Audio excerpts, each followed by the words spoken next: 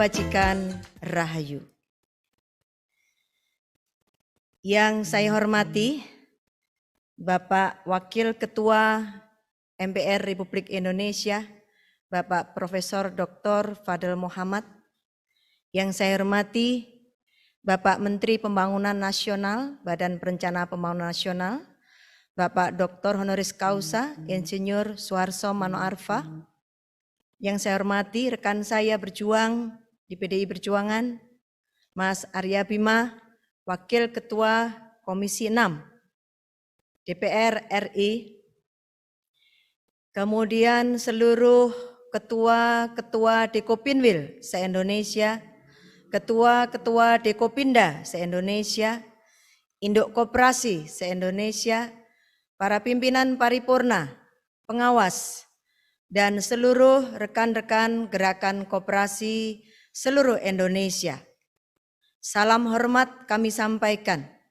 Semoga kita semuanya senantiasa diberkati oleh Allah SWT dengan nikmat sehat, sehingga kita semuanya bisa terus berjuang untuk menegakkan merah putih sebagai simbol, sebagai bendera yang kita cintai dan kita banggakan, simbol bangsa Indonesia. Bismillah, alhamdulillah, la haula wa la quwata illa billah. Asyhadu an la ilaha illallah wa asyhadu anna Muhammadar Rasulullah. Allahumma sholli ala sayyidina Muhammad wa ala ali sayyidina Muhammad. Bapak Ibu hadirin seluruh penggerak koperasi, tokoh-tokoh koperasi dan entitas koperasi seluruh Indonesia.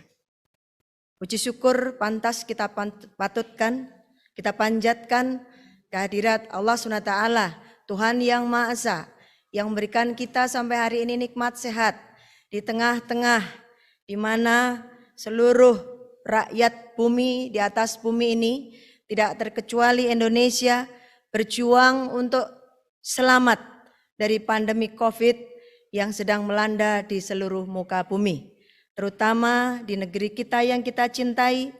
Pada saat ini tanggal 12 Juli kita masih dalam kondisi PPKM darurat, di mana pemerintah telah mengambil satu keputusan yang tepat untuk menghentikan transmisi manusia dari tempat satu ke tempat yang lain dengan sasaran yang sangat tepat, yaitu PPKM, tapi bersifat darurat. Maka di masa seperti ini, di saat kita harus berulang tahun, setelah 74 tahun kita bersama-sama berada di dalam gerakan koperasi, tetapi keadaan sekeliling kita belum bisa membuat kita bertemu, berjabat tangan, dan kemudian makan bersama, kemudian expo, dan segala sesuatu yang biasanya kita lakukan pada saat merayakan Hari Koperasi Nasional. Kita saat ini hanya bisa merayakan Hari Koperasi Nasional dengan cara bertatap wajah melalui dunia internet. Tetapi semuanya patut kita syukuri.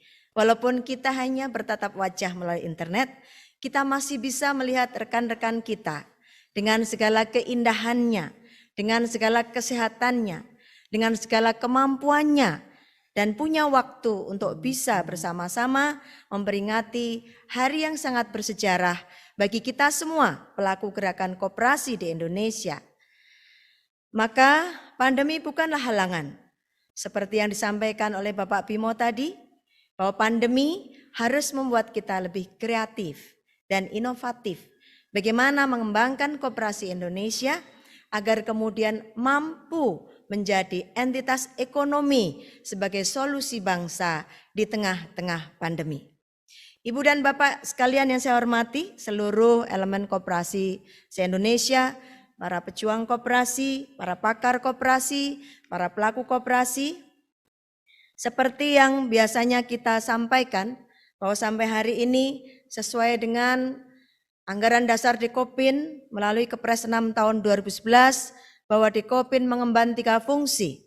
Fungsi yang pertama adalah fungsi edukasi, fungsi kedua adalah advokasi, dan fungsi ketiga adalah fasilitasi. 3 fungsi ini melekat erat di dalam diri Dekopin, di mana merupakan wadah tunggal gerakan koperasi. Kita bersama-sama di Indonesia melaksanakan koperasi ini dalam pasang surut gerakan koperasi di Indonesia yang ada masa-masa demikian moncer koperasi, ada masa-masa di mana kita agak suram dan agak tenggelam. Tapi itu semuanya harus menjadi tanggung jawab kita bersama-sama karena kitalah yang berada di dalamnya.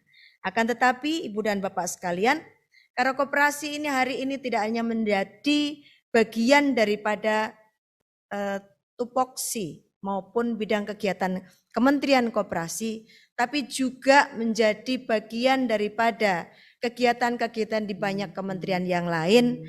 Karena seperti disebut oleh Mas Bimo tadi, Gapoktan pun sudah berkoperasi, kemudian para tenaga kerja migran juga sudah berkoperasi, para penambak udang di laut juga berkoperasi, para perambah hutan juga berkoperasi, di mana mereka-mereka ini dan semua entitas yang lain, yang mereka ini tidak bernaung di bawah Kementerian Koperasi tapi berada di bawah tupoksi kementerian-kementerian yang lain. Ini menunjukkan bahwa posisi koperasi adalah salah satu entitas ekonomi yang sangat strategis yang bisa dimasuki dari jalur apapun untuk membangun kesejahteraan rakyat Indonesia berdasarkan Pancasila dan Undang-Undang Dasar 45. Di dalam Pancasila sila kelima telah disebut keadilan sosial bagi seluruh rakyat Indonesia.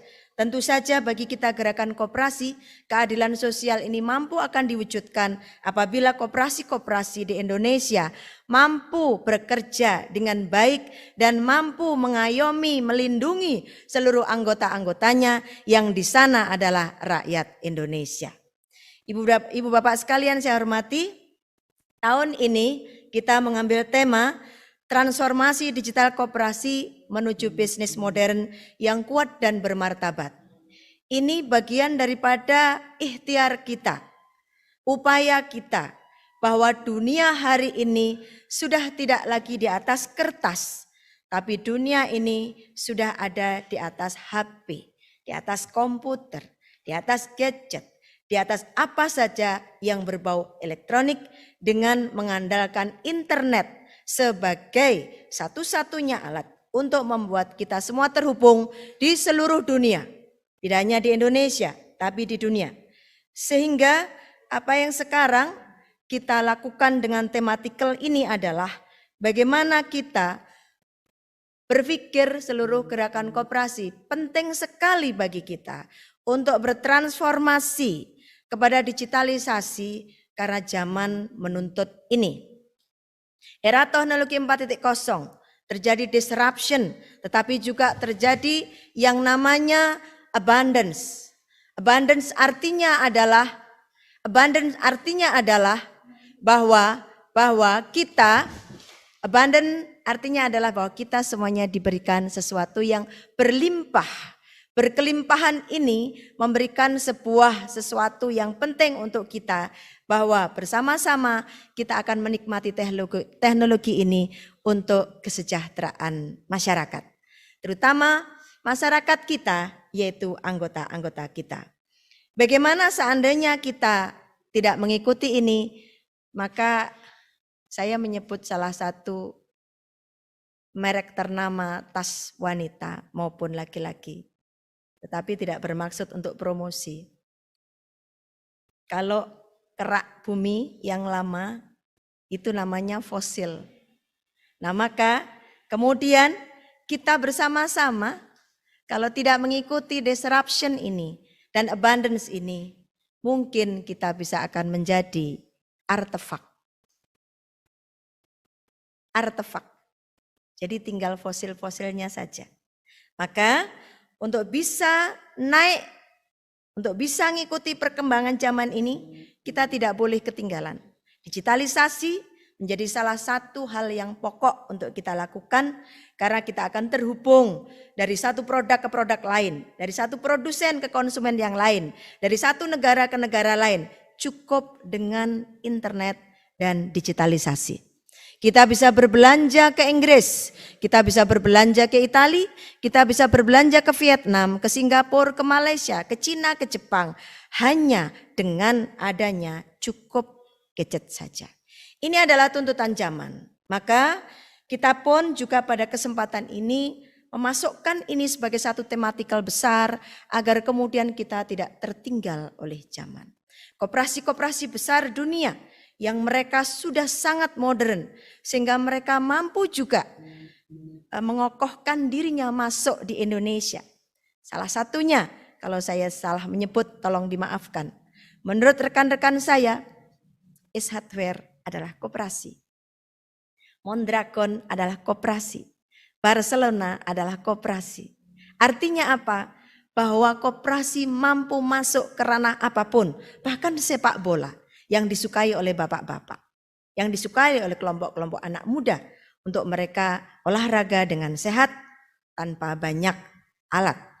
Cukup satu bola, satu lapangan, dan kaki saja, serta kesehatan. Nah, maka sangat penting bagi kita semuanya untuk masuk ke dunia digital ini. Karena apa? Ini merupakan tuntutan zaman. Nah, pemerintah melalui PP 7 tahun 2021 sudah memberikan banyak kesempatan bagi koperasi untuk berkembang. Pemerintah daerah diharapkan oleh pemerintah pusat untuk bisa mengadopsi PP 7 ini menjadi peraturan daerah sehingga nanti segala program yang dibuat ada payung hukumnya. Sehingga kami berharap para kepala daerah, para bupati, wali kota dan gubernur, matur nuwun sudah banyak yang mengucapkan selamat Hari Koperasi kepada kita dan itu adalah merupakan supporting yang sangat luar biasa bagi kami untuk tetap maju dan bergerak untuk kepentingan seluruh rakyat Indonesia dengan Koperasi Indonesia. Nah, kita akan masuk pada situasi dan kondisi di mana negara kita sedang mengalami pandemi COVID. Tadi sudah disebutkan oleh Pak Arya Bima bahwa pandemi COVID ini juga menurunkan yang namanya produksi koperasi 8-10%, mengurangi yang namanya kecepatan koperasi bergerak sampai 40%. Artinya apa? Bahwa tidak ada satupun lembaga usaha yang tidak terkontraksi akan hal ini. Tapi apakah ini akan menjadi kendala kita? Saya kira tidak boleh. Karena Allah itu senantiasa ingin menciptakan manusia-manusia cerdas. Manusia-manusia yang pandai itu diberikan hambatan, diberikan tantangan. Maka menurut saya sekarang ini adalah tantangan kita untuk menjawabnya.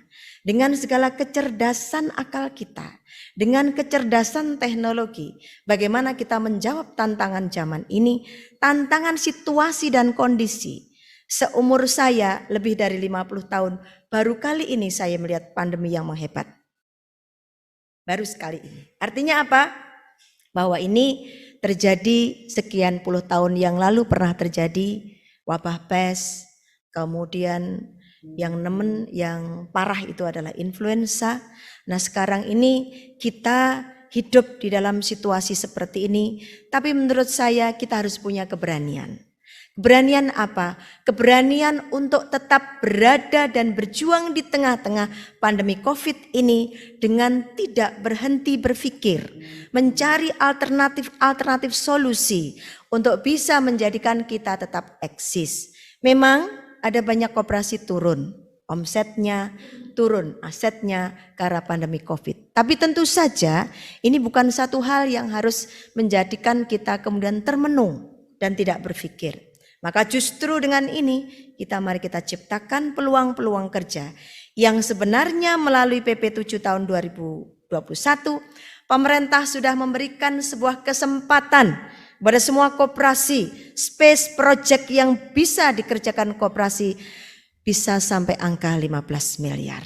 Nah, tinggal bagaimana seluruh koperasi memanfaatkan peluang ini agar bisa mengakses program dan proyek dari pemerintah Republik Indonesia agar kita ikut bersama-sama di dalam rangka menguatkan ekonomi ini, tapi di sisi ini koperasi mampu ikut berperan serta.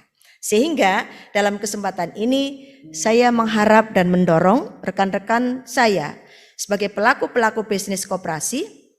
Ada koperasi primer skala kabupaten kota, ada koperasi primer skala provinsi, ada koperasi-koperasi sekunder, pusat, gabungan dan induk koperasi. Mari kita merumuskan berbagai hal yang bisa kita lakukan untuk mengatasi ini dan menjadi solusi bagi kita semuanya. Kata seorang kawan dekat saya, dan saya belajar bersama dia untuk mengatakan bahwa sesungguhnya koperasi itu solusi bagi kita semua. Kalau saya mengatakan itu, saya punya lab. Lab saya adalah koperasi yang saya pimpin. Kemudian di lingkaran Pusat Koperasi Wanita Jawa Timur. Kemudian di lingkaran koperasi-koperasi yang berada bersama saya di Forkom, Forum Koperasi Besar Indonesia. Ini adalah koperasi-koperasi yang mampu bertahan di masa pandemi dan kemudian merumuskan sesuatu hal yang baru yang mampu kemudian diadaptasi dan diadopsi oleh seluruh anggota-anggotanya dan menjadikannya satu kemajuan tersendiri. Nah, oleh karena itu maka kita harus bersama-sama untuk berjuang bagaimana kita membangkitkan diri kita bersama dengan entitas yang lain bergotong royong mengatasi situasi pandemi ini tidak dengan ketakutan, tetapi dengan kewaspadaan. Hari ini saya menyampaikan pidato virtual saya dari ruang studio Koperasi Setiabudi Wanita di mana saya memimpin. Dan alhamdulillah kami mengikuti PPKM darurat dengan hanya bekerja memasukkan karyawan hanya 50%. Dan seluruh yang namanya pelayanan pada anggota bersifat digital. Transfer kepada masing-masing anggota, baik pengambilan pinjaman, kemudian tabungan dan semuanya. Saya kira yang saya lakukan di koperasi saya ini pasti juga dilakukan oleh seluruh rekan-rekan saya di koperasi-koperasi besar dan koperasi-koperasi yang berada di seluruh Indonesia. Inilah yang kemudian harus kita pahami bersama-sama. Jadi itu pentingnya digitalisasi bagi kita untuk mampu beradaptasi dengan zaman. Nah, pada sensus penduduk yang lalu, Indonesia menempati penduduk dengan jumlah 275 juta orang. Dengan 65% terdiri dari generasi milenial dan Gen Z. Generasi milenial dan Gen Z. Artinya bonus demografi telah datang. Apakah yang harus kita lakukan dengan adanya bonus demografi ini? Apakah kita hanya meminta mereka cuman mencatat di komputer? Apakah meminta mereka cuman betulin HP kita? Sementara koperasi kita dibiarkan dengan resources yang agak aging. Saya masih sangat ingat ketika saya pertama kali sowan ke Pak Menteri Koperasi setelah Munas dari Makassar. Pak Menteri menyampaikan ke saya, Bu Untari, koperasi itu aging. Saya benarkan betul Bapak. Maka pada kesempatan ini kita tidak boleh lagi untuk aging. Kita harus melakukan regenerasi koperasi agar tumbuh dan berkembang jiwa-jiwa muda yang berkoperasi, yang mampu membangkitkan semangat juang gerakan koperasi menjadi solusi bangsa dan negara kita. Siapa mereka? Maka di Kopin bersama-sama kami bergerak dan berjuang untuk merespon isu strategis ini. Dan kami bersama-sama dengan adik-adik dari Kinaria Koop untuk mencetak 5 juta milenial berkoperasi. Apakah mudah? Tidak mudah. Apakah sulit? Tidak terlalu sulit. Tetapi ada kesulitan dan ada kemudahan. Kenapa? Karena kita yang sedang menjadi pengurus masih pada posisi 50 tahun ke atas. Mungkin 40 tahun ke atas. Belum sekali aware dengan ini. Padahal anak-anak kita yang usia 8 tahun, bahkan usia bayi, dia sudah suka nonton baby sak dudut, mami sak dudut. Itu yang saya lihat. Ketika anak bayi-bayi belum berusia 1 tahun ditunjukkan itu dan main sendiri di gadgetnya mereka sudah bisa. Artinya generasi ini adalah terlahir dengan generasi gadget. Oleh karena itulah kita yang sudah separuh baya, mari kita pelan-pelan menciptakan generasi baru di koperasinya masing-masing. Dan kemudian di dalam mindset kita harus mengikut sertakan mereka di dalam kepengurusan kita. Harapan saya ke depan, kalau ada rapat-rapat anggota, mari berikan kesempatan kepada anak-anak muda untuk menjadi pengurus. Minimal 30%, bahkan 50%. Kalau 5 berikan mereka 2, kalau 7 kasih mereka 3. Untuk apa? Untuk proses regenerasi kita di dalam koperasi-koperasi kita. Agar kemudian anak-anak ini tidak merasa koperasi terlalu jadul. Koperasi terlalu kuno, lalu mereka tidak mau bersama kita. Kita akan rugi. Maka saya dukung sepenuhnya ide, gagasan dari yang tadi saya berikan tumpeng. Adikku tersayang Ivoni Zakaria, kami ikut bergabung dan berbelasungkawa atas kundurnya suami tercinta. Semoga Tuhan Yang Maha Esa memberikan tempat yang lapang di sisinya. Dia adalah perempuan muda hebat yang harus kita dukung untuk mencetak 5 juta milenial berkoperasi. Caranya bagaimana? Ibu-ibu dan bapak, pasti bapak dan ibu punya anak, punya cucu. Ikutkanlah mereka di dalam Kinaria Coop. Ikutkanlah mereka. Dan koperasi-koperasi lain yang berbasis anak-anak muda. Karena 10 tahun lagi umur kita sudah tidak lagi muda. Dan kita sudah tidak lagi bisa mengikuti teknologi kalau itu bukan habit kita. Oleh karena itu maka mari kita terbuka untuk mampu membuat situasi negara kita ini dengan bonus demografi ini harus menjadi bonus bukan menjadi petaka demografi. Kita akan bisa menciptakan generasi muda ini menjadi bonus apabila kita mampu mengarahkan mereka, membimbing mereka, mengcoaching mereka, memberikan kesempatan pada mereka untuk berbuat dalam rangka menyusun sebuah entitas ekonomi yang bernama koperasi. Saya berterima kasih pada adik-adik muda. Mereka berkarya lewat film. Ketika anak-anak muda disuruh ngurus simpan pinjam pasti mereka ribet and memet, saya nggak mau. Tapi ketika disuruh nonton film, cukup dengan membeli tiket itu sudah jadi simpan pokok. Dan kemudian ada wajibnya yang mereka terus-menerus bisa main film, bisa menjadi kru, bisa menjadi talent dan sebagainya. Itu adalah kesempatan yang sangat luar biasa.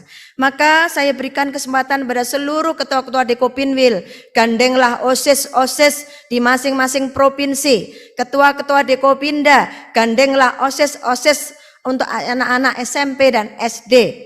Untuk yang ketua Dekopinwil, untuk yang SMA dan yang kuliah. Gandenglah mereka untuk berada di dalam jaringan penjenengan agar mereka semuanya membantu kita dalam rangka itu. Kemudian isu-isu yang terbaru yang banyak dibicarakan adalah setelah regenerasi koperasi, yaitu koperasi multi pihak. Saya kira ini menjadi satu momentum tersendiri. Memang di kita belum banyak yang mengikuti, maka ini butuh yang namanya sosialisasi, butuh pemahaman, butuh pengertian. Sebenarnya seperti apa pengertiannya? Apakah dengan koperasi multi pihak itu ada yang dirugikan atau ada yang hanya diuntungkan? Kalau saya pelajari, koperasi multi pihak ini mampu menguntungkan semua pihak. Orang-orang yang menjadi pendiri dari koperasi itu, yang membabat alas koperasi itu tidak akan terlempar dengan koperasi multi pihak ini. Kalau sudah tidak jadi pengurus lagi. Maka mari kita belajar, mari kita adakan webinar-webinar, mari kita adakan kajian dan sosialisasi bagaimana kita menciptakan ruang agar koperasi multi pihak ini dikenal oleh kita. Kalau koperasi-koperasi yang sudah besar kemudian mengenal konsepsi ini dan kemudian bisa melaksanakan ini, maka kita upayakan untuk kita bisa melaksanakan. Untuk yang baru terbentuk, kita kenalkan konsep ini agar kemudian semua orang diuntungkan. Tidak ada yang terlempar, tidak ada yang terbuang. Karena koperasi primer terdiri dari orang-orang, sekumpulan orang yang berkoperasi. Di dalam Undang-Undang Omnibus Law cukup 9 orang. Di dalam Undang-Undang Koperasi 25 tahun 92 masih 20 orang. Nanti Undang-Undang Koperasinya menyesuaikan. Nah jadi dengan situasi dan konsepsi koperasi multi pihak ini, kita nanti akan mendapatkan bahwa berkoperasi itu menyamankan semua pihak. Tidak ada ketua untung duluan, tidak ada bendahara untung duluan, tetapi untung bagi semuanya. Itu konsepsi koperasi multi pihak. Isu yang kemudian berikutnya sekarang sedang berkembang adalah spin-off koperasi. Spin-off koperasi ini saya kira memang harus menjadi salah satu kajian bagi kita semuanya, terutama yang bergerak di koperasi simpan pinjam. Mengapa harus spin-off? Indonesia dengan 20 juta orang berkoperasi dengan kategori bahwa tingkat peran serta koperasi kita kalau disetarakan dengan koperasi dunia, di dunia ini 16%, Indonesia baru 8%. Jadi dengan model spin-off koperasi ini sebenarnya kita akan mampu untuk membuat partisipasi bagi semua orang dalam rangka menggerakkan koperasi agar jumlahnya jauh lebih banyak, menjangkau lebih jauh dan kemudian mendapatkan kemanfaatan yang lebih dengan adanya spin-off ini. Kita sudah punya contoh, salah satu koperasi yang sangat saya kenal baik di forum koperasi besar adalah Kopsyah PMI dan Kopmen PMI. Lalu kemudian kalau tidak salah, nanti kalau saya salah bisa dikoreksi, yang salah satunya Obormas kalau nggak salah di NTT dan juga Lantang Tipo. Kalau salah saya mohon dikoreksi. Munculnya konsepsi ini menurut saya dalam kajian awal saya ingin mengkajinya secara mendalam. Keuntungannya sudah nampak, kemanfaatannya sudah nampak. Tetapi bagaimana dengan obstacle-nya? Kita akan mencari itu. Dan dari obstacle itu kita carikan jalan keluar. Agar kemudian kita mampu membuat yang namanya obstacle ini menjadi sebuah kekuatan. Agar tidak hanya menjadi hambatan saja. Tapi harus menjadi kekuatan. Anak-anak kita, anak-anak muda yang tadi saya minta untuk diberi kesempatan. Kalau seandainya terjadi spin-off seperti yang terjadi di beberapa teman-teman gerakan koperasi yang hadir bersama kami di Forkom KBI, saya kira bisa belajar dari rekan-rekan di sana untuk kemudian mencoba melihat konsepsi ini sampai hari ini bagaimana. Kalau saya melihat di tempatnya Kopsyah PMI dan Kopmen PMI ini sudah berjalan dengan sangat baik. Di Tangerang mampu menjangkau anggota ratusan ribu.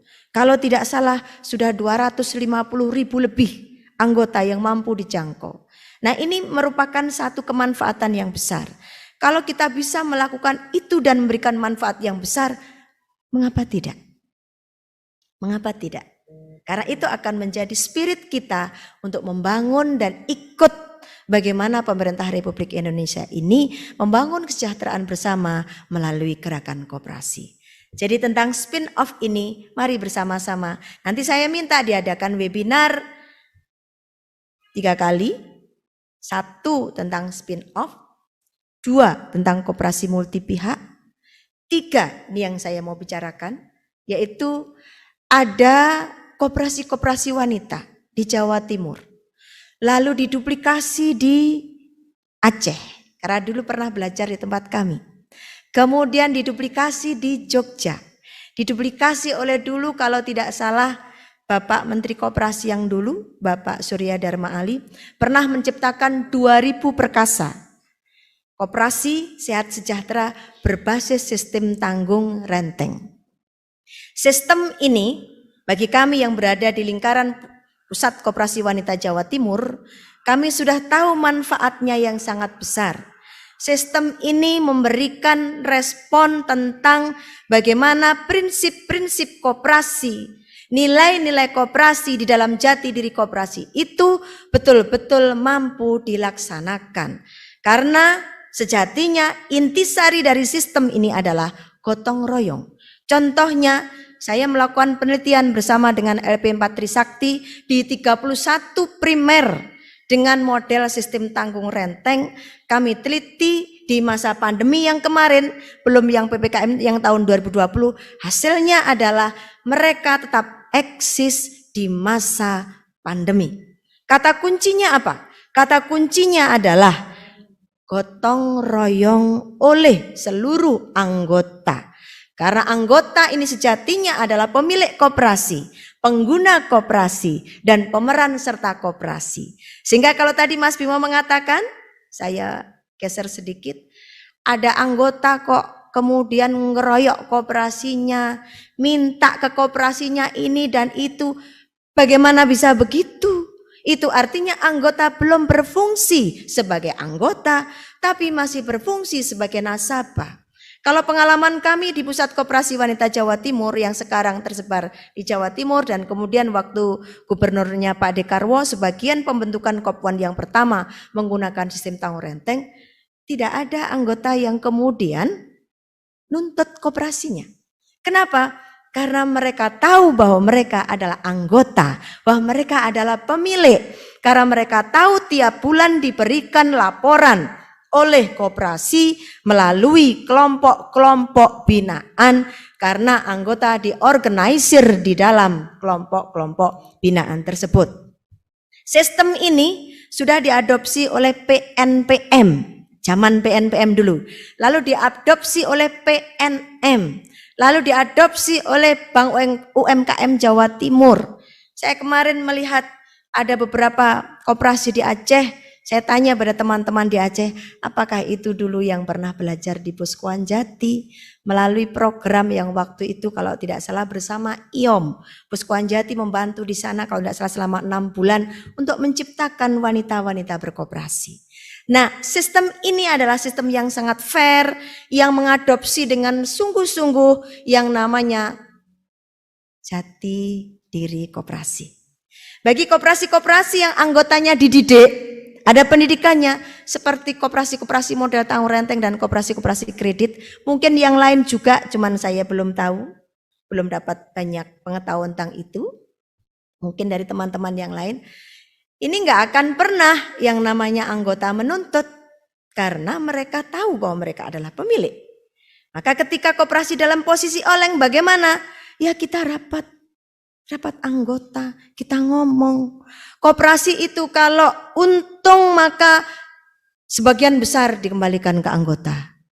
Kalau rugi bagaimana? Apakah anggota mau lari? Mau nuntut? Enggak boleh. Kalau koperasi rugi lalu anggota menuntut berarti pendidikan koperasi di koperasi itu belum berhasil. Dan banyak koperasi seperti ini.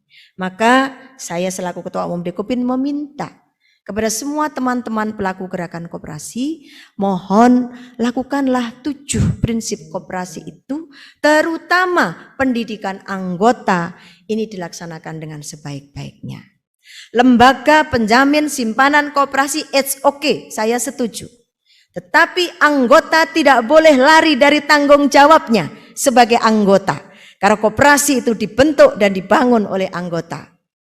Koperasi yang benar adalah member base, bukan capital base. Kalau member base maka jika ada segala sesuatu dikomunikasikan, dimusyawarahkan, diajak bicara, dilaporkan kepada anggota.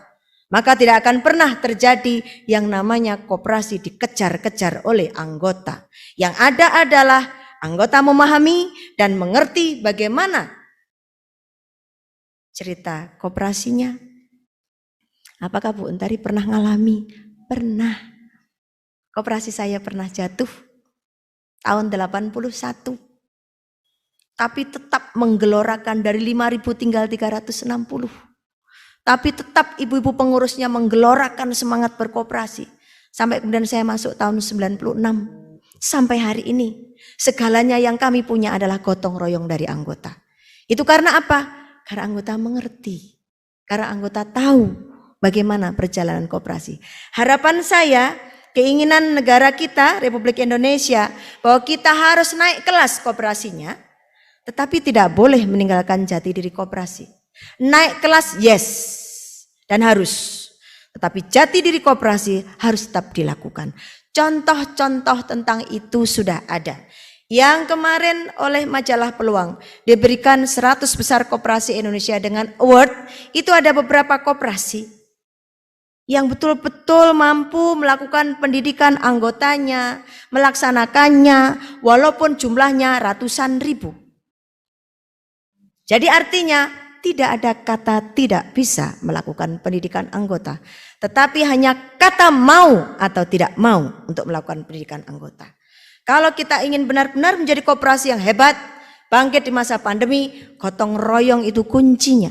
Dan gotong royong itu bisa dilakukan kalau kita bersama-sama terbuka kepada anggota.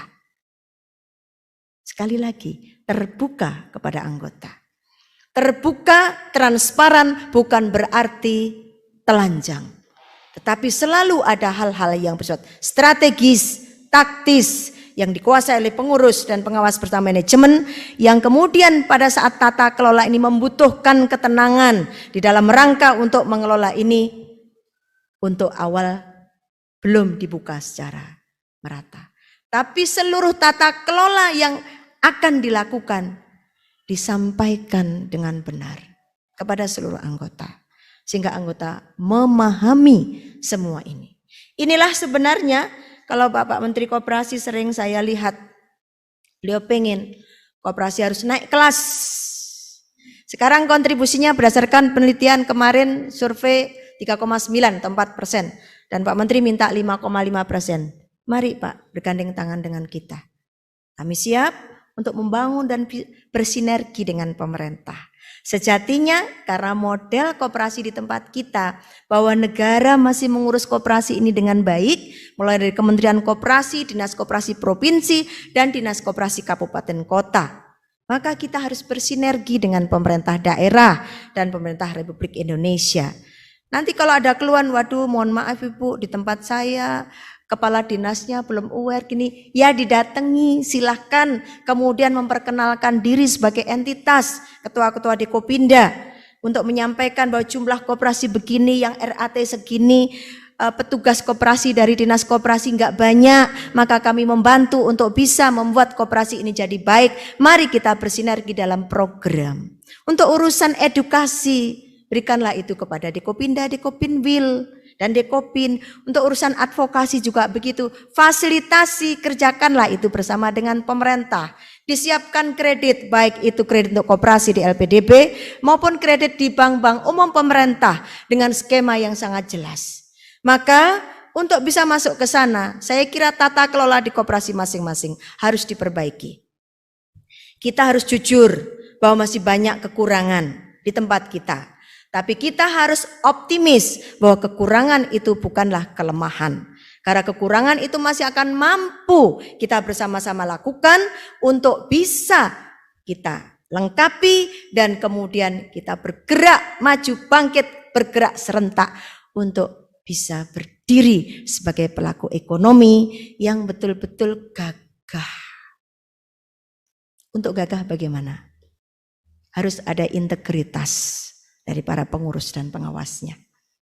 Integritas ini dialirkan kepada para karyawan, dialirkan pada seluruh anggota, sehingga semuanya memiliki integritas. Integritas ini kata yang sangat penting buat kita semua, terutama para pengurus koperasi.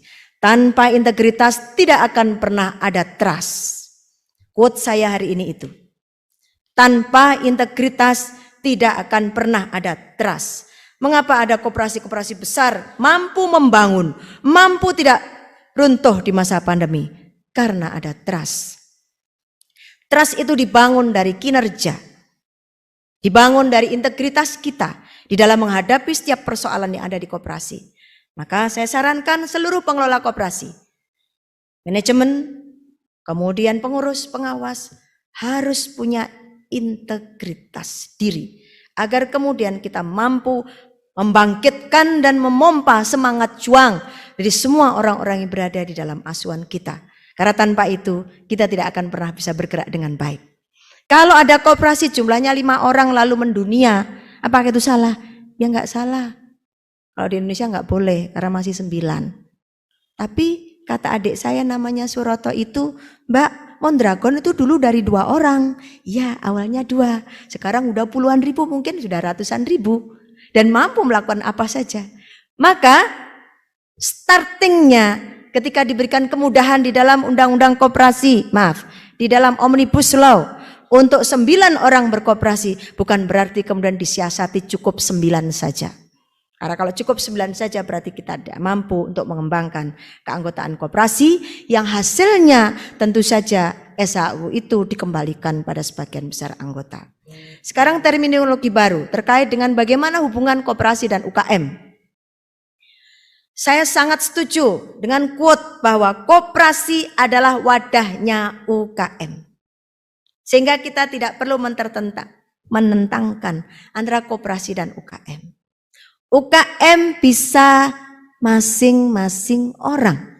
Koperasi harus kolektif. Dan ini wadah.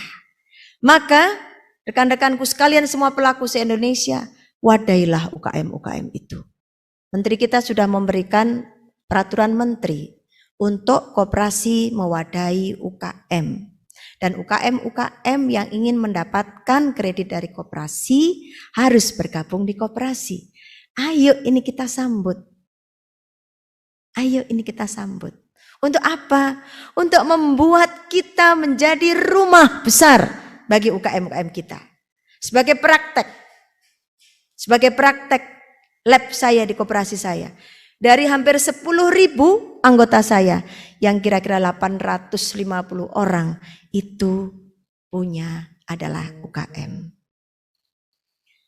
Dan mereka berkoperasi dengan enjoy, tidak marah-marah, dan tidak perlu berseberangan dengan koperasi. Artinya apa? Artinya bisa. Tanpa kita harus kemudian vis-a-vis antara UKM dan koperasi. Tapi mari kita bersinergi. Sinergi yang kuat. Untuk mampu membuat ekonomi Indonesia ini bangkit. Kalau ada 60 juta UKM dan ada 20 juta rakyat berkoperasi. Berarti kan sudah ada 80 juta orang. Kalau itu jumlah kasar. 80 juta orang dari 275 juta orang yang bisa melakukan kegiatan bisnis pasti orang dewasa. Dari 275 juta orang ini kira-kira 30%-nya masih anak-anak. Mereka belum bisa berbisnis. Artinya apa? Bahwa sebenarnya kita ini menjadi pelaku-pelaku yang mampu mendorong dan menggerakkan ekonomi Indonesia untuk bisa tumbuh dan bangkit di masa pandemi. Kita tidak boleh pesimis. Indonesia ini merdeka bukan pemberian, tetapi direbut dan diperjuangkan, dipertahankan mulai tahun 45 sampai tahun 50.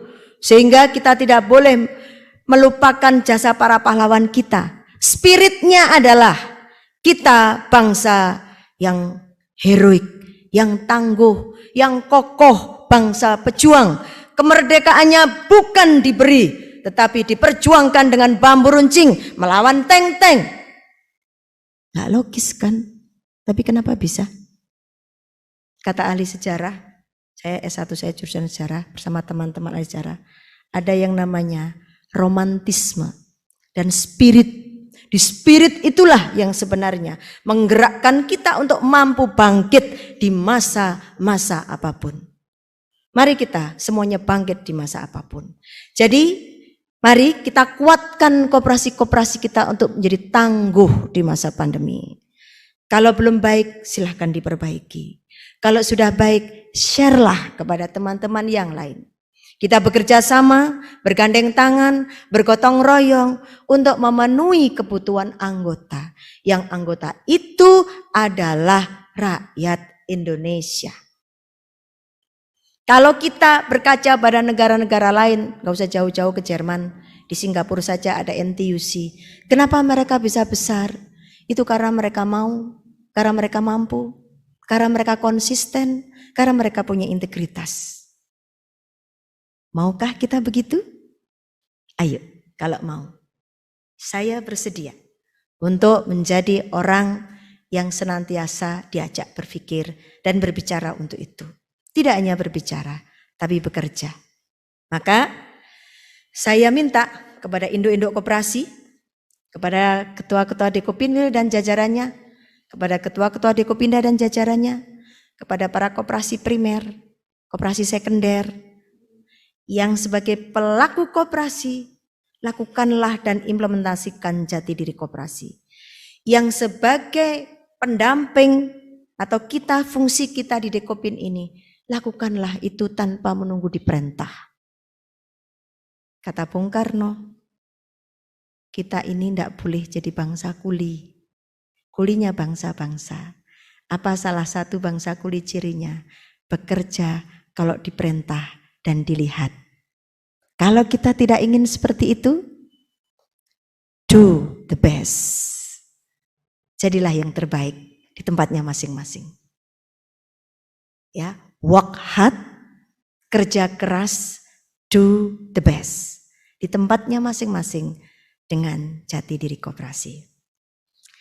Saudara-saudara sekalian, sebangsa dan setanah air, saya sudah ngomong banyak sekali, tapi saya ingin mengucapkan terima kasih kepada semua yang berperan serta di dalam puncak Hari Koperasi Nasional sekarang ini yang kita gelar bersama-sama. Utamanya pada pimpinan-pimpinan negara Republik Indonesia, kepada Bapak Presiden, mungkin beliau mirsani, mungkin alhamdulillah. Kepada Pak Menteri, mungkin beliau mirsani, alhamdulillah. Dan jajarannya, kepada seluruh menteri-menteri lintas kabinet yang ingin menggerakkan koperasi di Indonesia, kami siap berkolaborasi. Kepada semua entitas gerakan koperasi yang sudah maju maupun yang sedang membangun dirinya, saya ucapkan terima kasih. Penjenengan semua telah berjuang dan bergerak untuk gerakan koperasi.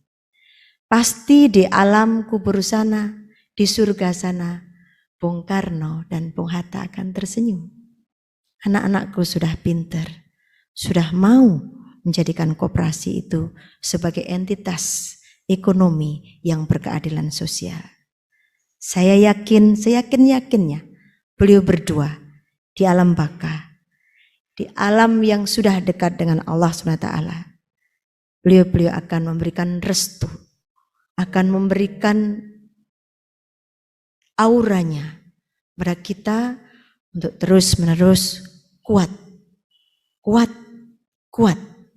tangguh,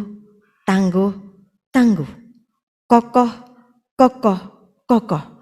untuk tetap berjuang di gerakan koperasi.